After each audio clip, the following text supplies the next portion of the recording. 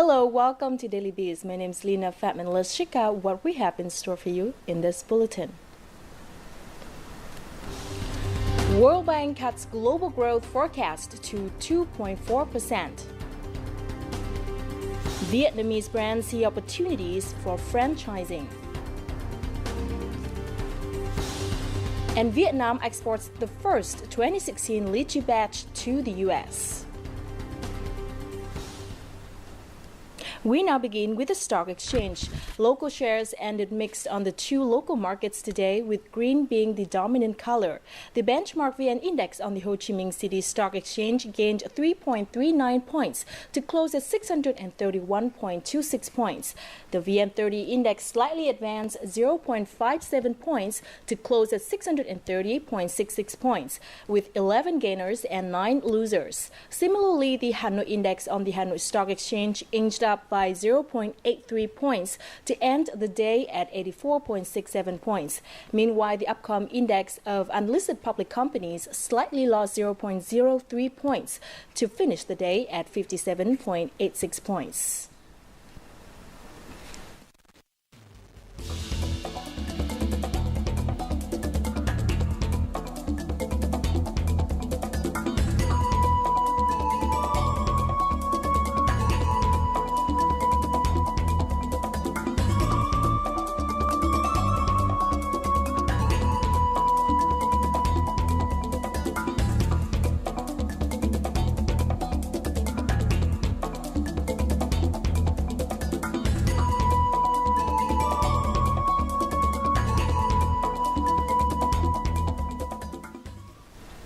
Now let's check out the gainers and losers of today's trading.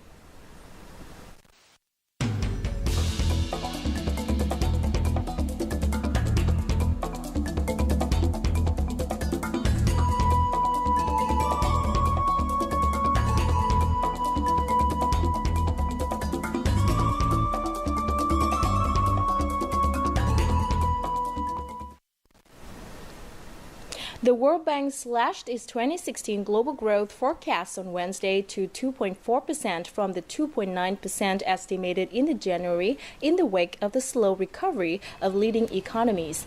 Vietnam's growth, however, remains among the strongest in East Asia and the Pacific, thanks to increasing consumption from lower raw material prices. The country is still expected to grow by 6.3% in the 2016-2018 period due to foreign investment being poured into its cost-competitive manufacturing industry.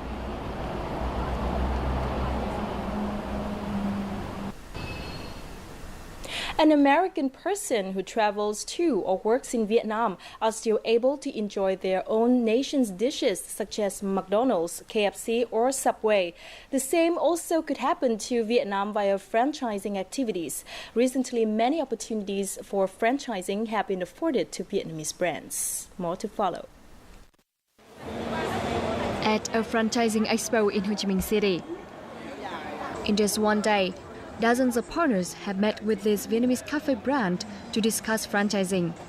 Most of them are from Singapore and Malaysia. 3 years after entering the domestic market, this brand is starting to see opportunities for entering the global market. We would like to popularize our brand via franchising. 80% of our customers are foreigners. Thus, we are very confident about its success. Like iced coffee, many other Vietnamese brands are being offered franchising opportunities. We are stepping up our conditions for franchising our brand to countries in Asia. According to experts, noodles and cafes are the two Vietnamese products that have the most potential for franchising. Yet, opportunities have just been offered to enterprises which have a foothold in the domestic market. The concept of Vietnamese products shouldn't be limited to Southeast Asia, because there's consumers all over the world that are opening their eyes to new ethnic products and new ideas and concepts. Franchising means that firms have more branches and revenues, thereby raising the value of the brand significantly. Facts show that nearly 90% of branches of famous food brands in the world are opened via franchising. This is regarded as the shortest path for domestic firms to enter the international market.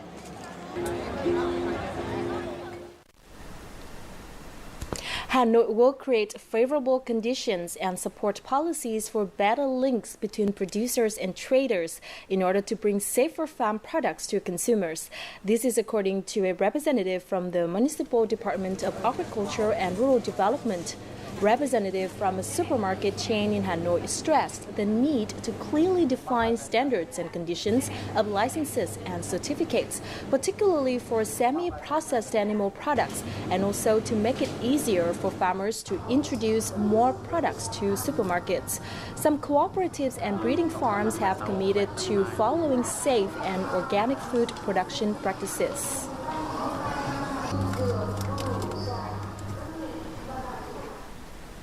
Total Official Development Assistance, or ODA, and concessional loans committed for Vietnam was over $2.56 billion in the first half of 2016, surging by 61% year-on-year.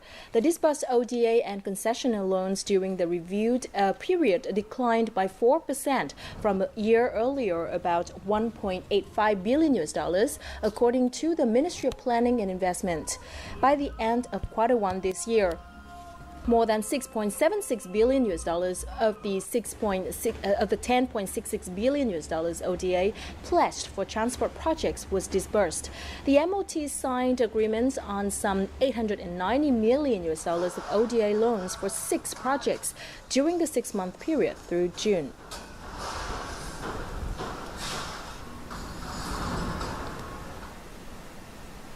And now let's check out how the Vietnam Đồng is weighed against other currencies in the world's market today.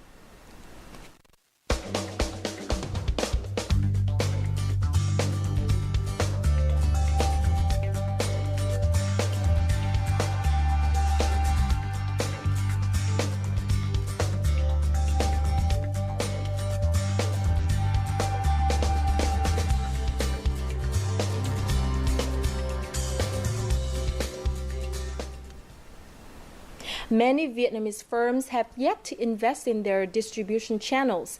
These channels serve as a key factors in helping enterprises become more competitive in the context of integration, according to experts. Firms must invest in both traditional and modern distribution channels to popularize their products and build trust among consumers.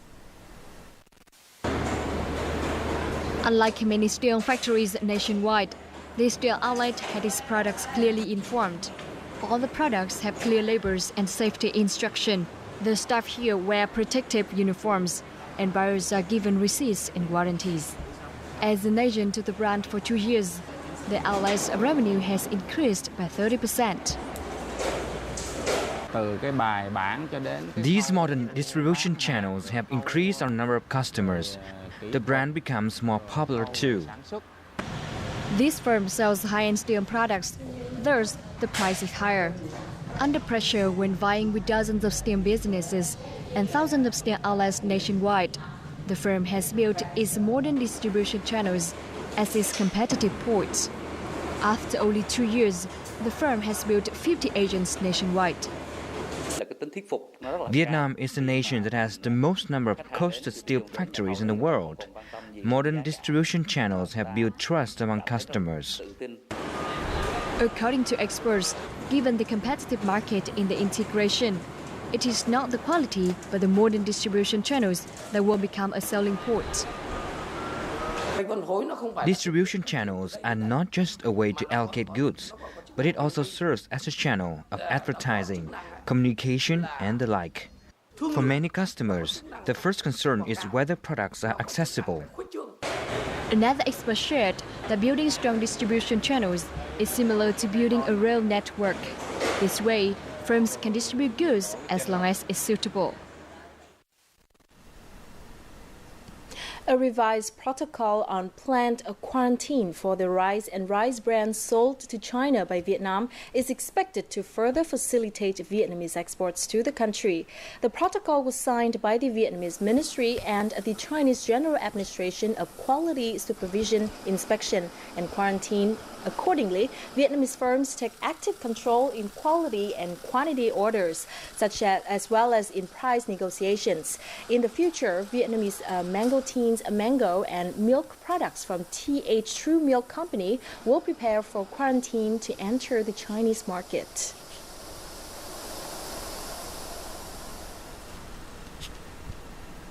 More than 1 ton of lychee produced in the northern province of Bắc Giang is being irradiated before being exported to the United States.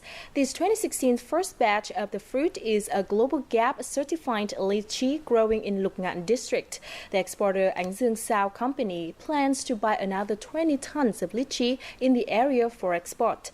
This year, Bắc Giang province expects an output of 130,000 tons of lychee, in which 40% of those are for export.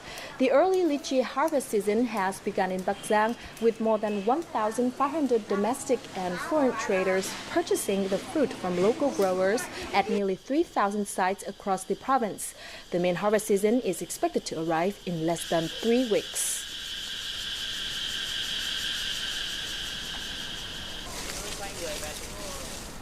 Several companies representing the domestic steel industry have asked the Vietnam Competition Authority to apply safeguarding measures for their colored plated steel, also known as galvanized paint-coated steel.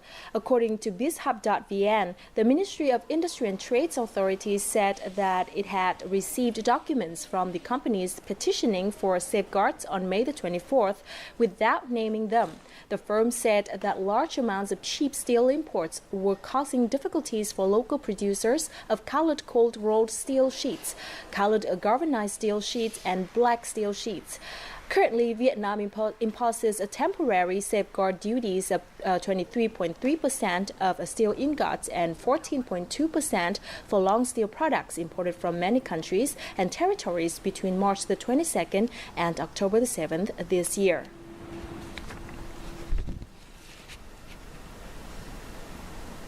And that's it for Daily Biz. Thank you very much for watching. You can always rewatch our program at vtv4.vn or youtube.com/vtv4go. I'm Lina Phạm from VTV International. For now, goodbye from Hanoi.